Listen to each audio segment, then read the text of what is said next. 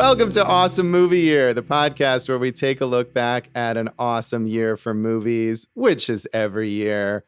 My name is Josh Bell, film critic and writer, and I am joined by my co-host. I'm Jason Harris, filmmaker, comedian, paranormal detective. All right. And in this season of Awesome Movie Year, we've been talking about the films of 1996. And we should have one more intro because in this episode, we are talking about the personal pick of our producer, David Rosen. Say hi, Dave. Hi, everybody. I'm David Rosen, producer, podcaster, I don't know, but I'm happy to be here. He was not ready, Josh. No, Dave. That was me being ready, guys. Yeah, it's not like Dave hosts his own podcast where he has to do an intro in every single episode. So he would clearly never be ready to do that. But yeah, speaking of which, I don't know about you, Josh, but I haven't been on that one in a while. Oh, I think I have one coming up actually on the old Piecing It Together podcast. Hosted by David Rosen, but and Jason was on like 3 weeks ago. So I mean, that's an eternity as far as podcasting. Right, is true. Josh, you feel like you hit home runs. You want to be up to bat again. You know what I mean? But this guy, he likes putting a lot of minor leaguers in there. I guess. I don't know. I don't understand your sports metaphors. So well, there are no sports right now, so I have to use the metaphors to keep me acclimated. So, Dave, what movie are we talking about in this episode? We are talking about Peter Jackson's The Frighteners. Yes, we are. And Dave, this was your pick. Do you want to give us a brief summary of why you wanted to talk about this movie? Sure. Well, I mean, first of all, I hadn't seen it in a long time, and I used to love this movie, and I was really excited to revisit it. As you guys know, I love kind of silly over the top gore movies like the Evil Dead movies. And of course, Peter Jackson's early work. And this was kind of, I think, like the bridge between that stuff. And then once he went on to Lord of the Rings and King Kong and all that stuff. And so it was a really exciting thing to see him at the time, becoming a filmmaker, making this big movie with Michael J. Fox and I had so much fun with it back then, and I thought it kind of lived up to what a more Hollywoody version of his thing would be, and it was fun to finally revisit it now, and we'll get into what all three of us thought of it as we're going through this. We will indeed. This movie, when it was released in 1996, was not really a big hit either commercially or critically, although it did, as you say, kind of serve as a bridge for Peter Jackson between his earlier independent stuff that he made in New Zealand and then his later big blockbuster type productions. I'm going to cut you guys off because that's twice now I've heard this poppycock. And you know how I feel about poppycock, guys. I don't know. I'm not for it. Okay. I mean, some people Are we just going to ignore Heavenly Creatures 1994, possibly you could argue his best movie of all of the movies he's ever made. I know what you're saying. This was the mainstream so-and-so blah, blah, blah. But Heavenly Creatures, I think, was the one that afforded him all of these opportunities. Well, I mean, I think Heavenly Creatures is great, but I mean, in terms of the way it was produced, it was also a small independent production in New Zealand that eventually received all this critical acclaim. But in terms of making a movie, this is one where he worked with a major studio and a big budget and special effects and had that chance to take his filmmaking to the next level in terms of making the film, financing the film, and distributing the film. So I still think, I love Heavenly Creatures. I think it is a great movie and it's way better than this movie. But I think in terms of his career progression, this movie is the one that brought him into Hollywood. Right. I would say the exact same thing Josh was just saying. Thank you, Dave. This is Dave's episode, so. Right. This might be his first quote-unquote Hollywood movie, which obviously, as we know, he still made in New Zealand and still made it with his people, his company, his special effects house. I'm going to say that the movie that brought him into Hollywood was Heavenly Creatures because of the ripple effect of how incredible of a movie it was. And people, that's why they wanted to work with him. Right. No, I think you're absolutely right. But my point is he made these independent films kind of culminating in that in that movie in Heavenly Creatures, and that brought him to the attention of Hollywood. And then he got the chance to make this Hollywood film, and that launched his career in that way. I think we're essentially saying the same thing. Yeah, but I think we are too, but let's just keep arguing about it for a while. Yeah, that's always good. Can we talk some more about poppycock? Let's see if we can get into that. I mean, you have to admit there was some ballyhoo with your statements. So. Uh-huh. Anyway, as I was saying, The Frighteners, not a massive hit. It grossed $29.3 million on its budget of $26 million, which is not that great. I mean, if you take into account things like advertising or whatever, it may not have made much of a profit. It got mixed to negative reviews from critics. It was nominated for 8 Saturn Awards, which is kind of like a sci-fi genre awards ceremony, including for Best Horror Film and Best Director for Peter Jackson. I think if you make a sci-fi or genre pick, they just automatically nominate you for something. That is possibly true. Yeah. And I think we've talked about, I can't remember what it was. It might have been The Island of Dr. Moreau, but some movies that are not good that do also get nominated for the Saturn Awards. And I just want to say, and we'll get into our feelings on this movie afterwards, but this was a Jackson, directed film. Robert Zemeckis exec produced it, and their goal was to have it out around Halloween, and the studio moved it up, the release date, to like the big summer release, July 4th arena. So who are we really blaming on the fact that it didn't make money? That's what I'm asking.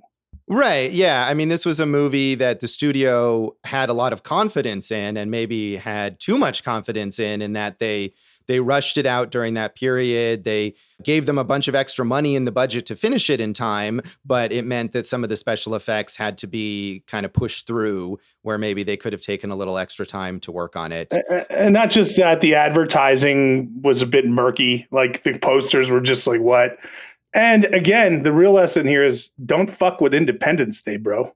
Yes, we learned that in our previous episode. But I will say, related to the advertising, and I read that too, that Peter Jackson complained about the posters, that they didn't really tell you what the movie was like. But I remember at the time that this came out, those posters would show like the ghost kind of like pushing the wall, like flexing or whatever with the ghost.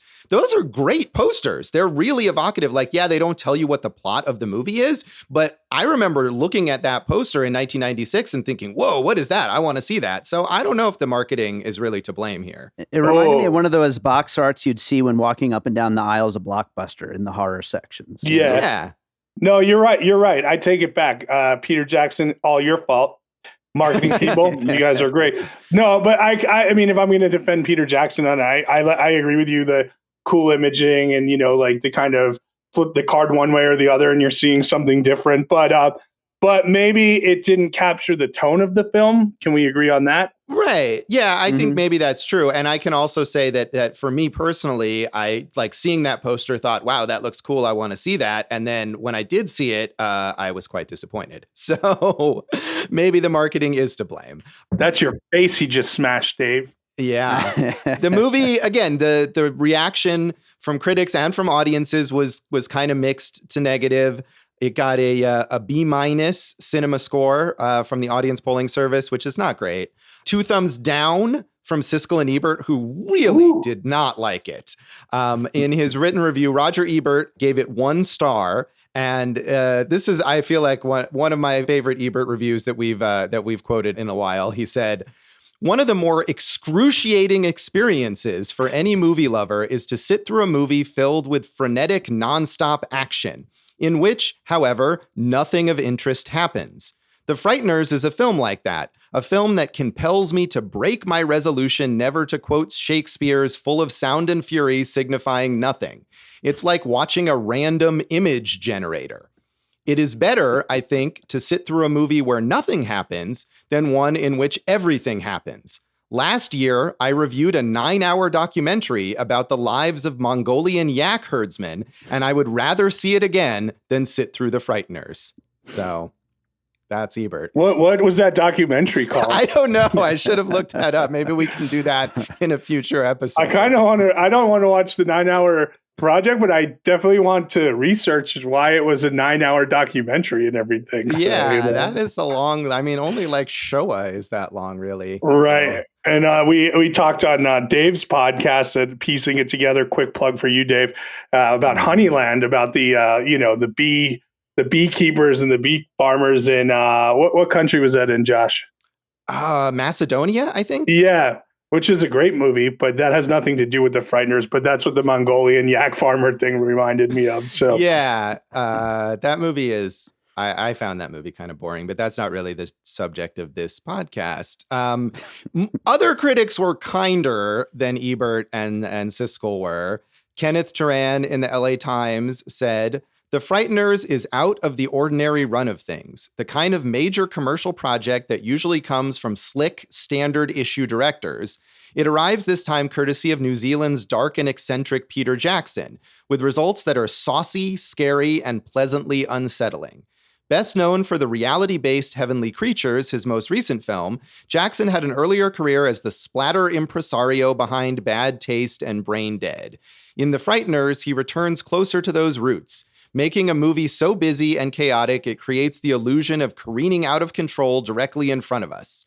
Jackson has added individuality to this audience picture and come up with a brash comedy of the paranormal that gets increasingly unnerving as it goes along." And I feel like that was sort of the point of this movie, that it was meant to be this combination between Peter Jackson's crazy early movies and a more accessible Hollywood movie. To me, that doesn't really work here, but I think that was kind of what he was going for. Careening out of control. Yes. Thank you, Jason, for repeating the words of the review. Those are the ones that jumped out at me, Josh. Yeah. All right. And finally, Ken Tucker in Entertainment Weekly said, "The Frighteners, which starts out like a screwball comedy with ectoplasm, then deepens into a movie about redemption, is directed by Peter Jackson, best known for 1994's marvelous Heavenly Creatures. But viewers who loved that film's air of quiet menace may be put off by the cranked-up pace and volume of The Frighteners. This movie is much more like Jackson's wacky 1992 horror film Dead Alive, which is to say the relentless Frighteners is overloaded with jokes, including references to scads of modern horror films from Carrie to Gremlins, and unsettling special effects. The villain surges through walls, mirrors, and rugs with shocking speed. The Frighteners is also that rare horror film that actually gets better as it proceeds. This scare machine has a heart and a brain." I felt like it got worse as it proceeded. I don't know. I liked the way that it started, and then I felt like it increasingly lost my interest over time. I'm trying to give Dave some chances to comment. Dave, comment? I could comment all you guys want here, but I always enjoy so much hearing your back and forth banter. But no, I agree though with that review. I agree that the frenetic energy, it goes so fast, unlike so many other movies that are kind of, in a way, promising this kind of energy, and then you sit down and that's not what it is. And I think this movie delivers 100% on just a real, kind of wackiness. And it's almost like a cartoon, which isn't, I know depending on what you're looking for out of a movie isn't necessarily the best thing in the world, but I think that it is delivering that. And I think that's what I love about it.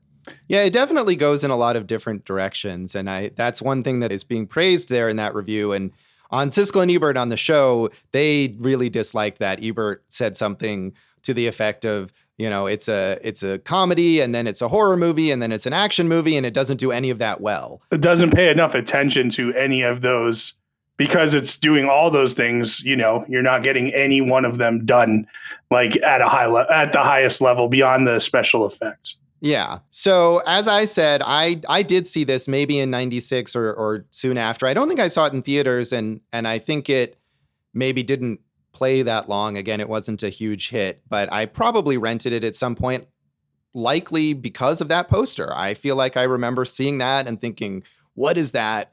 That looks so cool and mysterious. And then watching it and thinking, well, that wasn't what I hoped for. So, Jason, had you ever seen this before?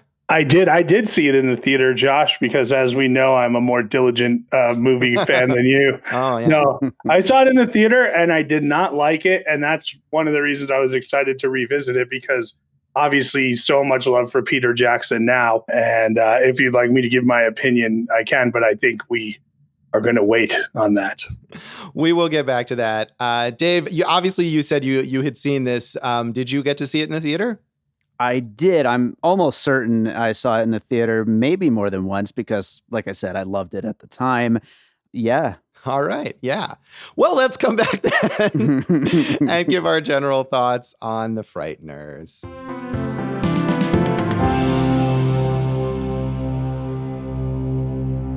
Welcome back to Awesome Movie Year. In this episode of our season on the films of 1996, we're talking about the personal pick from our producer, David Rosen, Peter Jackson's The Frighteners. And unfortunately, I feel like this has happened, well, maybe just one other time with Dave's pick, where he brings us this movie that obviously means so much to him and that he loves so much, and we're not into it. So, But I should add to that, though, a movie I knew you guys wouldn't like. So you deliberately made us watch a movie. This one, or you're saying this one is, or the 10 was? Both. Yeah, I had a feeling that you guys weren't going to like it because I know how just ridiculous it is. It's a very ridiculous movie, but so much fun. And that's why you're wrong, Dave, and you're about to lose your pick privileges in future seasons. No, I'm just kidding. See, I thought the first half, as I said, I saw it in the theater and I didn't like it, and I was excited to revisit it. And I think, Josh, as you were alluding to, the first half hour is a lot of fun, and that's when it's at its wackiest. And then it just changes tones, and you're like, what the heck, dude? What are you doing here? Like, it doesn't have any of the expertise that we've seen from Jackson as a writer. And also, I think as a filmmaker in that first half hour, he's really moving the camera really effectively, like on dialogue. And then that just kind of goes away. Like it becomes this mishmash where like it's like you put too many ingredients in the recipe and now I can't taste anything, man. So I wish it would have stuck to the wackiness, because it became something that it was an effort. It was a slog to get through, Dave. And out of all the films in 1996, for you to pick this one, Dave, I really question what you're doing with yourself. I will meet you halfway and say that I don't think it's just the first half hour. I think it's closer to the first hour that is a lot of fun. I do think it loses some steam once they get to the hospital. And it's just, I don't know. It's definitely could have been trimmed down a ton during that point. But I do think there was a lot more fun to be had than just the first half hour. I think, once the Wraith is coming and going after everybody, I think there's some really great effects going on there. I think it's just, I think it's great. I like the effects. I'll give you that. And we know what Peter Jackson is capable with effects. And it's kind of cool that this, as you guys were saying, did kind of bring his effects house, into the mainstream view, I'd say. Weta went from one computer to 35 computers to make this happen. It took 18 months of digital effects, one of the largest at the time ever in special effects. And but I mean, hey, as we know, a movie can't survive on effects alone, Dave. Sure. Absolutely. That is true. I agree with Jason. I thought although I had seen it before, I didn't really remember that much, other than that I hadn't really liked it that much, but I didn't recall the details of the plot or the pacing or anything like that. And so I do think in that first half hour or so, when it's this kind of silly supernatural comedy and it's about Michael J. Fox as the con artist guy with the ghosts that he teams up with, and they cause problems and then he goes in and solves the problems and gets paid for them. I thought that was a clever concept and a fun idea. I could see that being like a TV series nowadays. Mm-hmm. And so I was ready to enjoy it in that first part. And then I really feel like it just goes so far away from what's fun about it and what's entertaining about it as soon as we get, I guess it really almost starts in the beginning, because it opens with the scene of the ghost terrorizing the two women, or not really actually terrorizing them, we learn later. But it's already setting up this long-term plot that's not at all interesting. That part is fun, though, without knowing where it's going, that is part of the frenetic pace and energy. But yeah, I agree with you that plot, just like, dude, writing the numbers in the head, like it's super obvious where this is going, is it not? Yeah, that's another thing, is that it really drags out the whole idea of there being a big reveal about what's happening. But as soon as you see the news report about the former serial killer or spree killer, whatever you want to call him, at the mental institution, played by Jake Busey, it's clear that he's responsible. Like, there's no exciting solving of a mystery here. What's fun about the movie to me is Michael J. Fox as kind of the con artist guy and his interaction with the ghosts who work for him, who also end up just kind of like disappearing at a certain point later in the plot so that it can become this big showdown between Michael J. Fox, Frank, I think is his character's name, and Jake Busey as Bannister. the villain. Frank Bannister. Good name. And the villain, as well as Jeffrey Combs as the FBI agent who comes in and is just like, I think Jeffrey Combs is great, but that character is so irritating and just like takes over the second half of the movie when he has absolutely no bearing on the plot whatsoever. I will let me just say, Josh, you have understated it. Jeffrey Combs in this film gives possibly the worst mainstream movie performance I have ever seen an actor give. His character is horrible. His interpretation is ridiculous. There's nothing here. All he does is drag this movie down, and they should, I know he's famous for the Reanimator. They should have unanimated him for this. Oh, yeah, you were holding on to that one. I really wasn't. I just think, like, honestly, those are heavy words that I'm saying. The worst possible mainstream movie performance I've ever seen. Dave, are you going to disagree with that? I assume he is. I liked him. What did you like about him, Dave?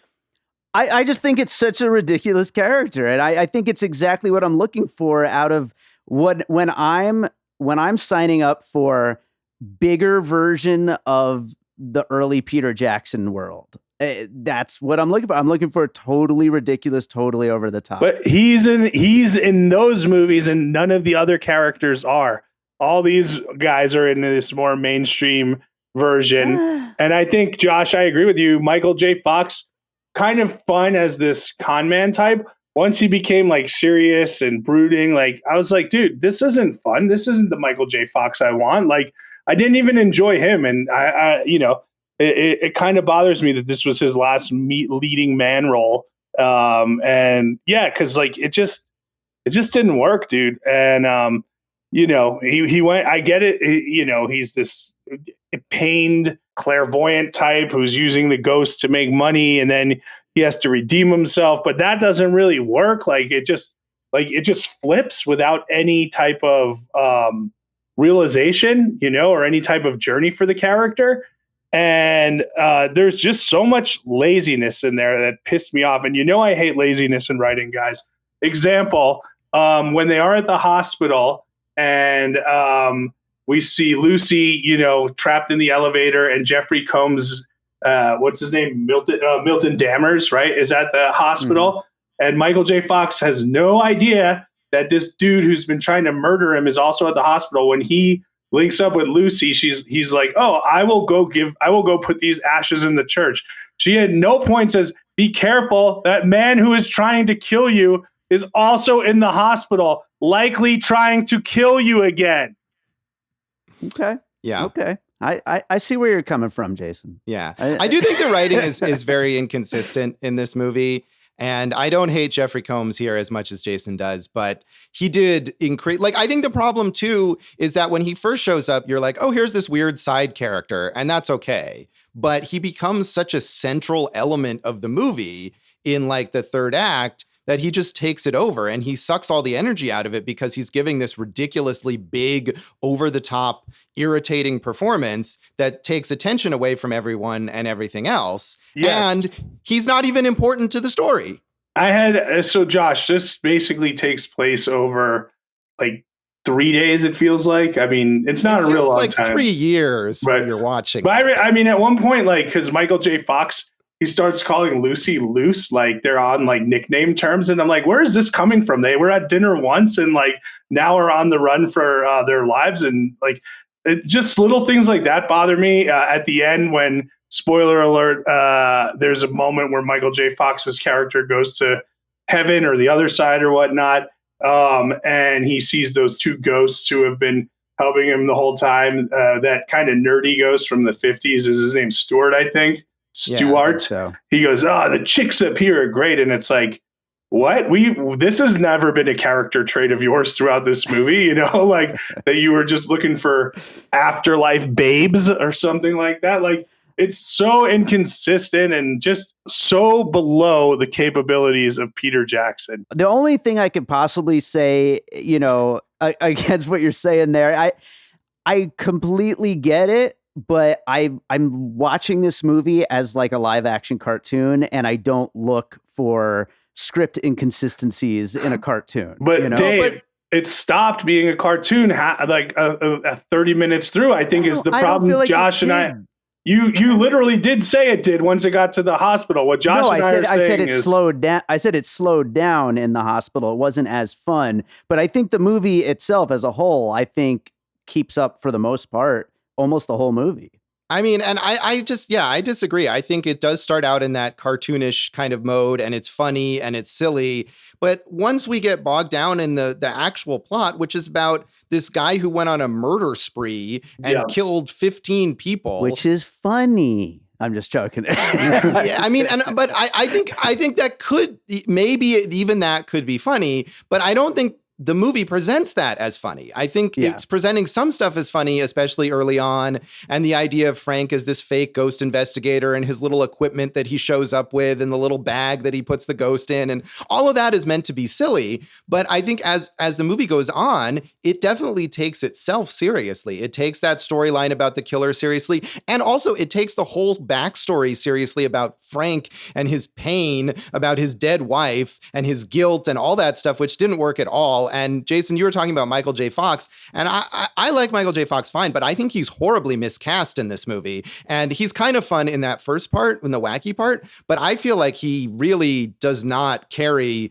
the other aspects of the character. I spent this whole movie thinking that Bruce Willis should have been the star of it. Oh, Josh, alternate casting. Beep, beep, there beep, you beep, go. Beep, beep, beep, beep, Yeah. beep, beep, beep, beep. I agree. I didn't think Michael J. Fox was at his finest here. I agree with you. So the names being brought up, obviously, at one point Zemeckis was going to direct this, and then he said, Peter Jackson, you should direct it because I don't want my name on this as a director, I think was what he said. His name is all over it. It's like Robert Zemeckis Presents. Right, I know. No, and like we said, the studio thought it was great and in high hopes. So Tim Burton was once the name that would have been an interesting film if it would have, not as interesting as Tim Burton's Cabin Boy, but whatever. Oh, right, yeah. And then, Josh, the names that were going, Michael J. Fox was the first one they offered it to. Yeah. But they said if it wasn't him, these were the 4 names I read. Tom Cruise would have been interesting, weird. Same year as Jerry Maguire, right? Yeah. Matthew Broderick. No. No. Bad choice. Here are the 2 I like. John Cusack. Yeah, I could see that. That could work. And the guy who I totally think could have pulled it off and would have kept tonally where it should have been, Danny DeVito. That would have been a very different kind of movie with Danny DeVito starring in. I'm not sure how Danny DeVito works as the romantic lead because I could see him as one of the ghosts, maybe. Yeah, absolutely. But I don't know. Well, the romance it's not a romance anyway, though. Let's be honest. Like, the woman's husband dies like 3 days ago, and then they're on like a chase together, and then at the end they have a picnic, and that's the romance. So, well, but it's clearly meant to be a romance. Sure. I mean, obviously you didn't buy into it. I kind of did. I mean, I think maybe I was just looking for something to hold on to, and I thought like, okay, this is a little sweet. I don't mind the romance aspect of it. But I definitely don't think that would have worked with Danny DeVito. I feel like John Cusack is a good choice there. I mean, I think the problems with this movie are not just about the casting, obviously. Yeah, it starts with the writing. And the writing is a big problem for it. And the direction, too. I mean, Peter Jackson is very talented, but it feels like he's just not got a handle on what's going on here. Well, like I said, I felt like it was, I mean, in the first part, with the way he was moving the camera, it was like almost Scorsese-ish and everything. And it was kind of cool, like moving on the dialogue and, David O. Russell comes to mind, and then it just stopped and it became like, schlocky, hacky. It's not a horror movie. It doesn't go back to that schlock gore of like his past. There's only one big kill, so it just is. Yeah, it just meanders and it doesn't go anywhere. Can I point out one supporting performance I did like though? Of course. The husband who died, the fitness freak who complains about the lawn, played by Peter Dobson. I thought he was really funny, and I wanted to see more of him. He was kind of funny. I mean, he's set up at first as like just this total jerk, like he's almost going to be the villain. But once he dies, he's so like ineffectual. Like he's completely lost his ability to connect with his wife. He's been cuckolded from beyond the from grave. alive. Yeah. Yeah. And so then he becomes just kind of funny. You're no longer threatened by him. And so I agree. Yeah, that was kind of a fun performance. And I feel like that had the right balance where like, even though this character died and there's a kind of darkness to it, it still is able to be funny. And I thought that worked. Whereas most of the other aspects where it's meant to have that balance between the darkness and the humor, it really doesn't work. But with his character, it did. I'm not sure if it worked with any of the other ghost characters or certainly with the villain. Shy McBride, we always like. He played, kind of 70s Soul Brother #1, which we've seen him play in, I think, Soul Plane also, I have not seen Soul Plane, but... Yeah, but he's fun. And John Astin as the old Western judge, I thought was cool. Arlie Emery, right? He was in there as Arlie Emery. Is that his name? Ermy, yeah. Arlie Ermy. Playing his Full Metal Jacket character for no reason in a graveyard. That was just completely useless, that character. Yeah, I agree. It was like, hey, we got this guy. Let's have him just do the thing that he always does for no purpose. Right. And then, that brings me to yet another inconsistency, Dave. But, what do I care about logic? This review is getting more positive for a second. No. But, while they're in the graveyard and he finally has a chance to... let's say, get rid of the Jake Busey character, who's now some type of magma T2 melted type thing. Michael J. Fox's character does not finish the job because he turns around to shake the hand of another dead guy. Like, come on, man. This is not a good obstacle for him to overcome. I would have finished it, but I had to shake a man's hand. Yeah, it does feel like also they're just like stalling there at the end. Like, we got to get a big enough climax. Like, this is a Hollywood movie. We need some really big set pieces here. Let's drag the plot out until we can build to that kind of thing. And that's maybe also part of why Jeffrey Combs is so a big a presence, because it's like, we need another villain. We can't just have Jake Busey. We need multiple villains because this is like a big Hollywood movie and that's what it requires. Did you, Jake Busey, by the way, like made a life of this, playing this character until maybe Tomcats. But did any of you pick up that Jeffrey Combs character was somehow either victimized or related to the Manson family? I didn't get that until I read it. No, I saw that like in the Wikipedia entry, and I kind of wonder if maybe that is wrong or that's something that was cut, because I totally didn't get that either. Yeah. Maybe Charles Manson was kind of guiding him on how to perform in this thing because he was in a totally different world than the rest of them. I like that. Comparing his performance to Charles Manson. Should we talk a little bit? I feel like we should mention Trini Alvarado as Lucy, the love interest, who is basically the second main character of this movie.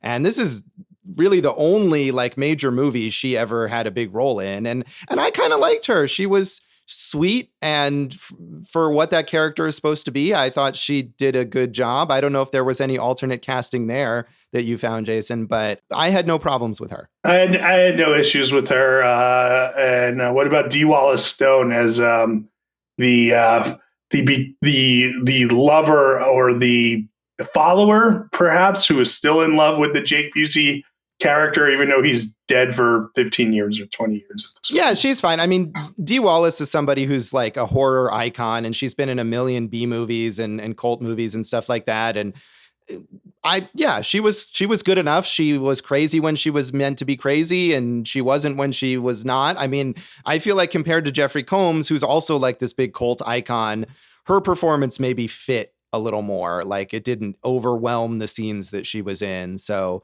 I was fine with her.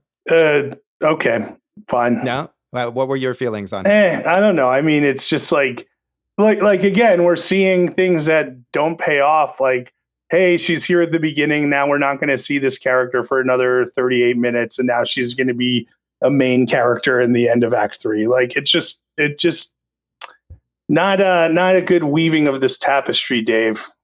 Yeah, well, I agree, but that's not the actor's fault. No, I have no problem. I don't know. It's my fault. I wasn't clearly. interested. It's Dave's fault. We definitely retroactively blame Dave for all the things that are wrong. We're vetting you, Dave. From now on, your picks are vetted. No, I don't. I'm not upset that we watched it. I just think 96 is such a strong year. I think you could have done better. I mean, I think this is an important, like, sort of stepping stone in Peter Jackson's career, and Peter Jackson is like a major director, so I think it's worth a look. I do want to also talk about, Jason, you mentioned the special effects, and it sounded like you liked the special effects. I feel like this is one of those movies where maybe the special effects were impressive or groundbreaking at the time, but they do not hold up at all. To me, the effects look terrible. Yeah. Did you think? I think that maybe showed its own ass, so to speak, the most when we had Gary Busey's son Jake as the as that kind of Grim Reaper character, and he was like a CGI kind of Mobius blob. I didn't think that was good. And then I think the museum shootout scene was, not a good set piece at all. No, it's not. And I mean, although the whole climax in the hospital or whatever is much worse, I think. But yeah, I mean, to me, the cool effect, the thing that like intrigued me in the poster with the ghost kind of bulging out of the wall, which was done, there was a very similar thing done in A Nightmare on Elm Street in 1984. And I feel like it looked better then with whatever practical effects they used, as opposed to the CGI version in this movie. And the ghost that's always like in the walls or it's under the rug or whatever. For all of the effort and money that went into this, and it established Weta as this major effects house, I feel like it doesn't look good now. I mean, maybe you can acknowledge that it was an important milestone, but I don't feel like watching it that I was impressed with it. I'd agree that it's a mixed bag as far as effects are concerned, but I thought some of it was really, really cool. Like I still think the Wraith is just it's just done so well. I thought it's so fun and exciting and kind of freaking scary, to be honest. So like, but then like the ghosts were, a very cheap looking effect for how much it probably cost, Did you really find anything about this movie scary, Dave? Not the movie so much, but the way that character is brought to life, I thought was pretty damn scary. The Jake Busey character. Yeah. Like when it reached into people's chests and stuff like that, I think that is a very effective scare, to be honest. No, it's so boring and lame.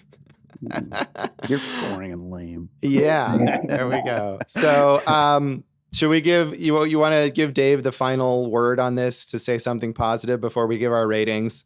I don't know if he's ready for this, and Dave, if you're not, you can save this for the epilogue. But were there any other movies you were considering for your pick? Well, there's a lot of obvious ones that I was considering that we just didn't cover this season. I mean, things like Fargo, like Waiting for Guffman were things that I considered, but I knew that those were ones that people were going to probably recommend we do, and it's like, I love this movie. And I was like, no, I'm going with Frighteners. No. Hey man, we quote unquote respect that. No, I do. I think it's interesting to have a movie that isn't an obvious choice and we can take a look at it because someone loves it. I mean, I kind of felt the same way when I picked Lone Star, which is not necessarily the most obvious. And I could have picked some more famous movie, but I wanted to go with something that I really like that's not talked about as much. And that worked out better for us, I think. Yeah. But No, I agree. You should pick what you want. I just think this was such a strong year, and there were so many other good options. You should not have picked what you wanted. No, I'm just kidding. So Josh, let's rate it out of what 5 old haunted mansions. Yeah, whatever. I'm gonna give it as negative as I was mildly entertained at points, so I'm going to give it a 2.5 out of 5. I don't think it's horrible. I'm going to give it 2, and it's the second worst movie we've covered in this entire series.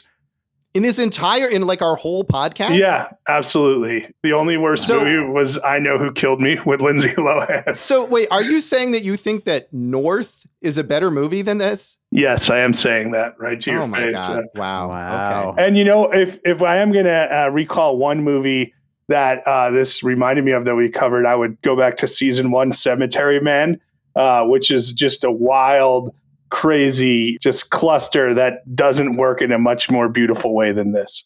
I was going to say, I think Cemetery Man is probably a movie that Peter Jackson admires and would want to emulate. And I agree that this is like a poorer version of that. So, Dave, do you want to? So I give it 2 haunted mansions, and I give Dave -7 haunted mansions. Well, I'm going to die on this hill and give it 4. Do you really? But honestly, do you really believe, having watched it and now agreed with some of the criticism, that it deserves 4? Or do you really think it's closer to a 3, Dave?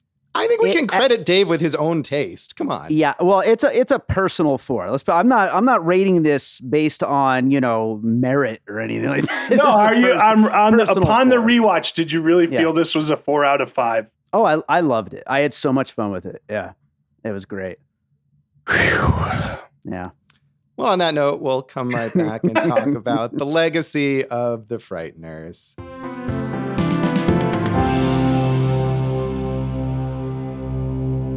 Welcome back to Awesome Movie Year. In this episode of our season on the films of 1996, we've been beating up on our producer, David Rosen. Former producer, David Rosen.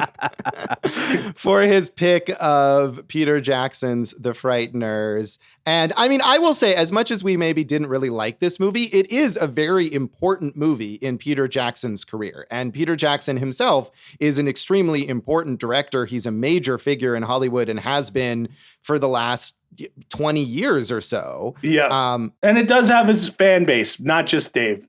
Yeah, that's true. It's a bit of a cult thing. Again, it didn't make a ton of money when it first came out, and it didn't get great reviews. But I do think as Peter Jackson's career has grown, more people have probably looked back on this after seeing later Peter Jackson movies, after seeing the Lord of the Rings movies or something like that, and wanting to know what else he did. People have probably looked back on this and have enjoyed it. And it did give him the chance to move into those big Hollywood blockbusters that, even if it wasn't a massive box office success, obviously, as we alluded to earlier, the studio loved it. They had a lot of confidence in it. Robert Zemeckis was a big fan of Peter Jackson. And this is one of the reasons that he got the chance to make those Lord of the Rings movies afterwards. And also, apparently, he was offered, while making this movie, was offered to do the remake of King Kong, which he didn't end up doing until after the Lord of the Rings movies. But that was a huge project for him that he had always wanted to do. So, I mean, I think if you're looking back at Peter Jackson, this is an important movie on that path. And you can see how it helped him transition from those early crazy movies that we were talking about, like Bad Taste and Dead Alive or Brain Dead. It's under both of those titles, which are really kind of gonzo and nuts and weird, to do something a little more, not even a little, a lot more mainstream, like those big epic Lord of the Rings movies, which he kind of got a little too caught up in, I think, when he made the Hobbit movies. But the thing is, I think this was almost like a freebie for him, like because people were impressed with what he did, and he had already been offered like King Kong, like you said, like after this commercial failure. Like if Lord of the Rings didn't hit, I think we would have only heard of Peter Jackson as like a little, oh, there's this guy in New Zealand making TV now or something like that. Like that was a make or break for him. And I think that also was part of the kind of result of how this was received. Yeah, well, I mean, those Lord of the Rings movies were like a huge risk on his part and on the studio's part. And obviously, yeah, if they had failed, then his career probably would have been over. But I mean, we would have been talking about him along the lines of like Richard Stanley, who we talked about with Island of Dr. Moreau, who also, started out and made these small, independent, kind of weird movies and got a chance to go into Hollywood and then flamed out. But Peter Jackson rose to that task, obviously. And I think it's been a long time, but I remember thinking those Lord of the Rings movies were brilliant. I agree. And then, the Hobbit movies, again, it kind of like got to be too much, and he got a little too into the idea of just doing this stuff over and over again. And I'm mixed on what he did later. I think I thought King Kong was okay. Jason, I know you were a big fan of his World War I documentary, They Shall Not Grow Old, that came out recently. Fantastic. Yeah, I love all 3 Lord of the Rings. I'd honestly say, I mean, I haven't seen the Hobbits, but if those didn't exist, the Lord of the Rings, I think, is the best trilogy ever. Like just as a trilogy.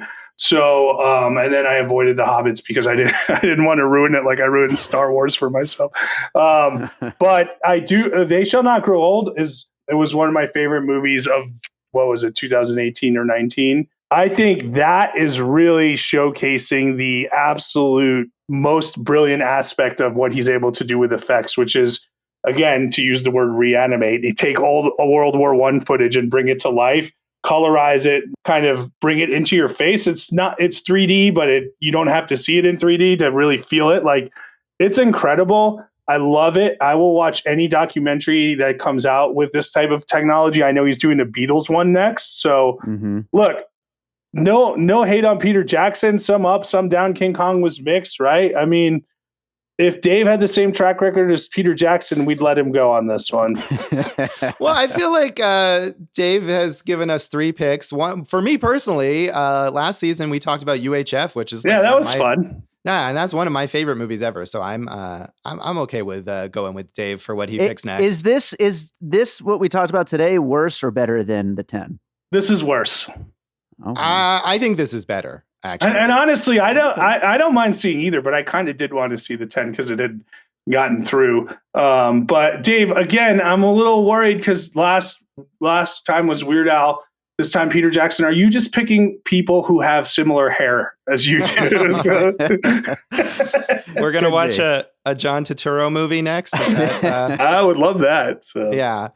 Dave, have you been a Peter Jackson fan through his later career after this? It's a little complicated. I completely agree with Jason about that documentary. I think it's so amazing. I love King Kong, even though it's just so completely overblown. I fully recognize all the flaws in it, but I love it so much. The Lord of the Rings movies were great at the time. I can't picture ever rewatching them, and I didn't see The Hobbits either. I had enough at that point, and we should never speak of The Lovely Bones. But yeah, I mean, I root for him. He always says he wants to go back to Dead Alive, Bad Taste, like that kind of thing, and do like a just for fun project. I hope it happens before, I'm too old to appreciate it or something, Yeah, I always think of him along the same lines as Sam Raimi, and I know you're a big fan, Dave, of Sam Raimi. And I think he similarly started with these crazy early low-budget horror comedies and then became a big Hollywood guy and did some really great blockbusters and some maybe not so great blockbusters. But he did go back and he made that movie Drag Me to Hell that was kind of in the spirit of his earlier films. Yeah, and I like that movie a lot. So I would love to see Peter Jackson do a similar thing to that. But again, and we we mentioned it earlier, like, dude, the movie to see here is like, I get it, a schlock, early gore, blah blah blah, and They Shall Not Grow Old. That should be required viewing in every school. But like 1994. Any of us could have picked it, was Heavenly Creatures. We might even mention it on our epilogue. Like, that's the one that stands out as like an outlier of like, whoa, this guy can really do, like, we haven't seen him do another movie like that.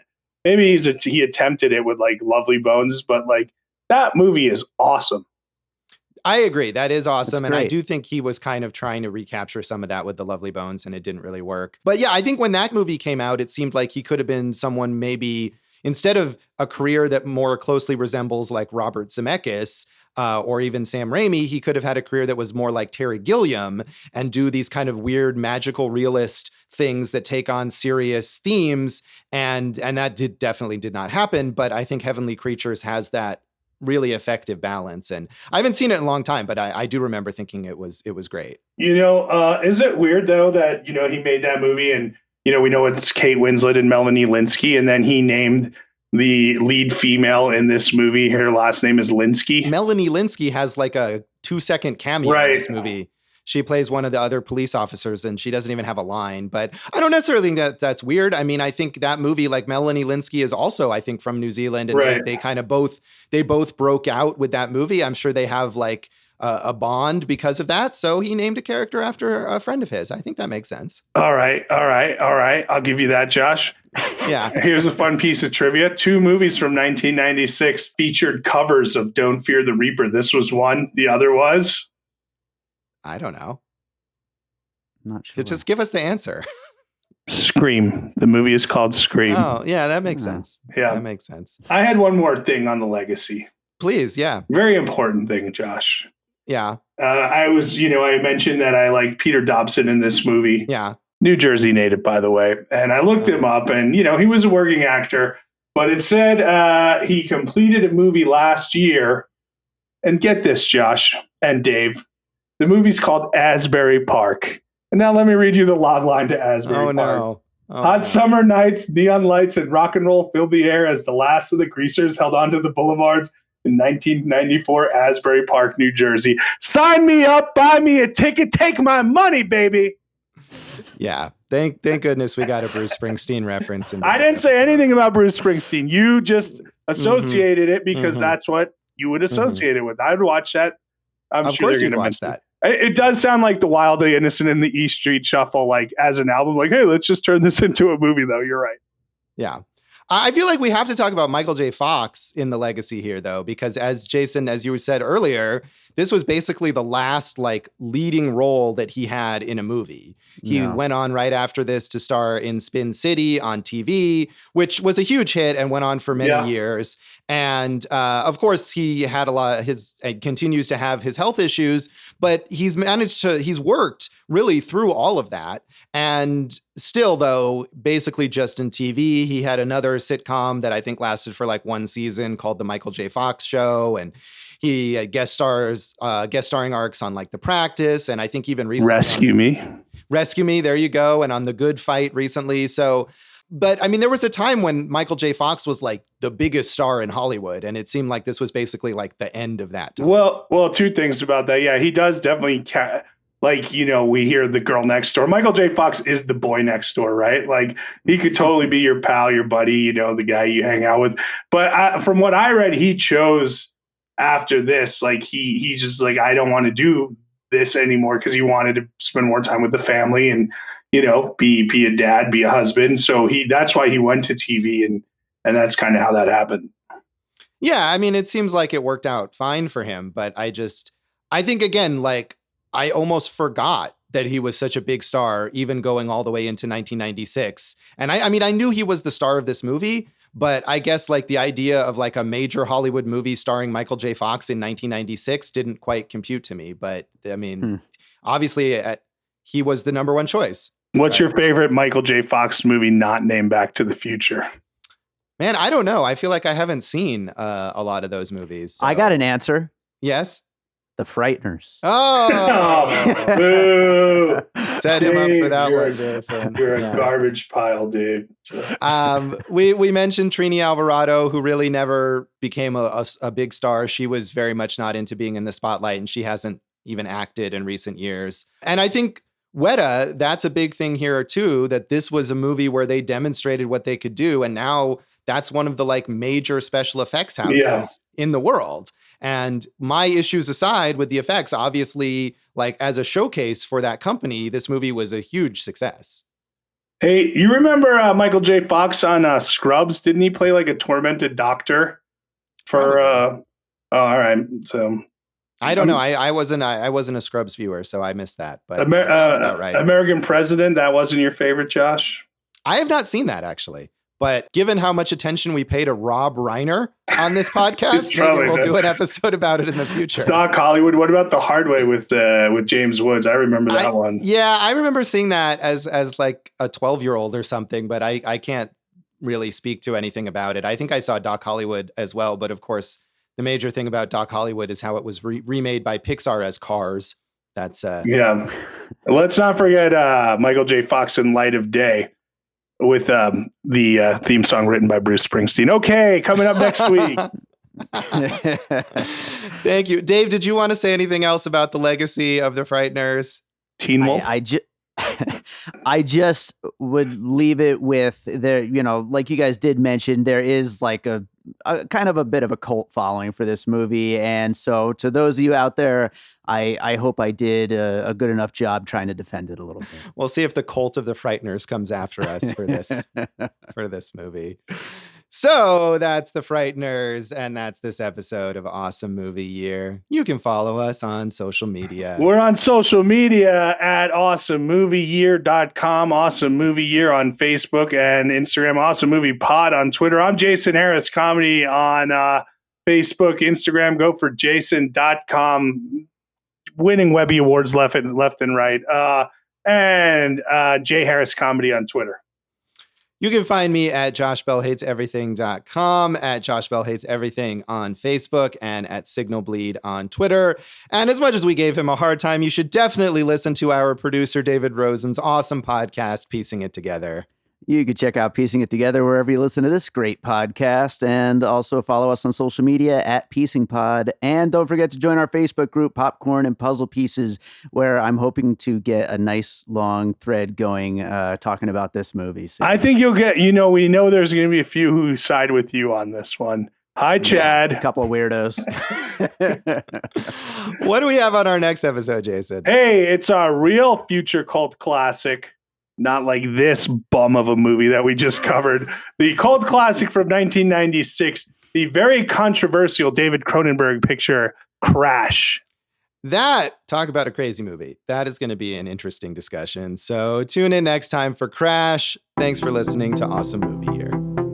Thank you for listening to Awesome Movie Year. Make sure to follow Awesome Movie Year on Facebook, at Awesome Movie Pod on Twitter, and at Awesome Movie Year on Instagram. And if you like the show, review us and rate us with 5 stars on Apple Podcasts. An All Points West production, produced by David Rosen in Las Vegas.